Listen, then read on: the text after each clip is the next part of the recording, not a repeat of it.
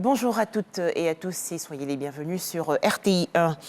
Tout d'abord, l'actualité en Côte d'Ivoire avec la première session des réflexions stratégiques sur l'armée. Il s'agit pour les forces armées de s'ouvrir davantage au grand public.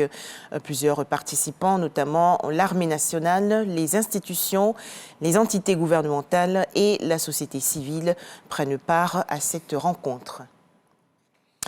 Célébration aujourd'hui de la Journée mondiale des PME, petites et moyennes entreprises. Au menu des réflexions, les franchises comme modèle pour le développement du tissu économique des PME.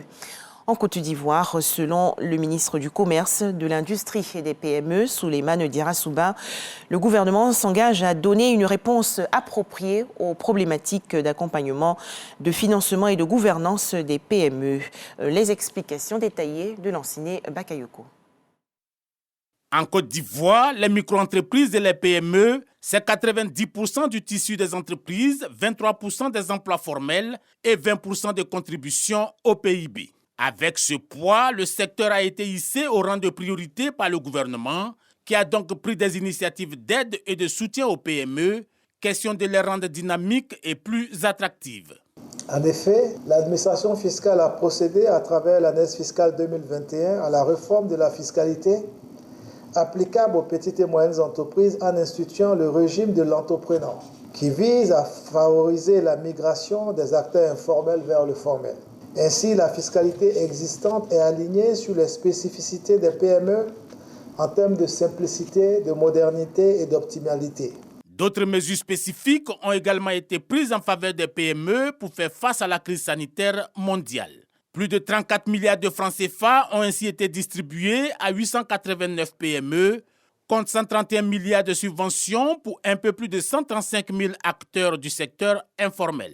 Ces actions sont couronnées par la création d'un guichet unique de développement des PME.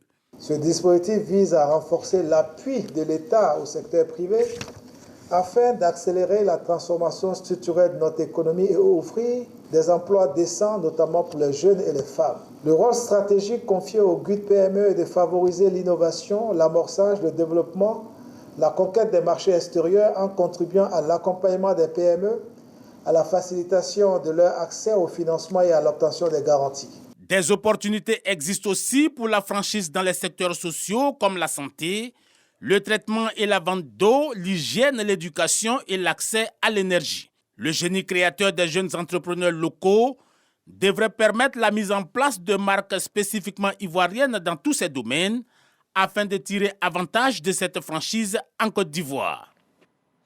Demain, mercredi 28 juin 2023, la célébration de l'Aïd El-Kébir ou la Tabaski en Côte d'Ivoire. Les familles musulmanes s'approvisionnent donc en viande de mouton dans les marchés. À noter toutefois de nouvelles pratiques assez singulières, notamment la vente de moutons sur WhatsApp, sur Facebook ou même à domicile. Dans l'édition de 13h, nous irons donc à Bouaké, dans la région centre du pays, où ces ventes de moutons se sont développées. Toujours en images, l'actualité hors de chez nous. Au Gabon, le centre des élections a annoncé récemment, à l'issue d'une plénière, que l'élection du président de la République, des députés, des conseillers départementaux et municipaux va se dérouler le samedi 26 août 2023.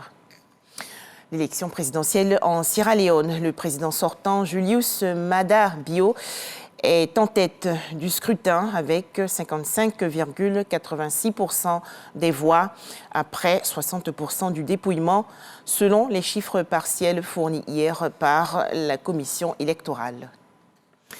La réclusion criminelle à perpétuité a été requise hier à l'encontre de l'ex-gendarme rwandais Philippe Hategekimana, naturalisé français sous le nom de Philippe Magnier, qualifié par le parquet de maillon fondamental de la mise en œuvre du génocide au Rwanda. Enfin, dernière information, les Nations Unies ont recensé les exécutions sommaires de civils détenus arbitrairement par la Russie dans les territoires qu'elle occupe dans un rapport publié aujourd'hui. À noter 77 exécutions sommaires de détenus civils. Voilà, merci de nous avoir suivis. À 13h, le journal de RTI 1.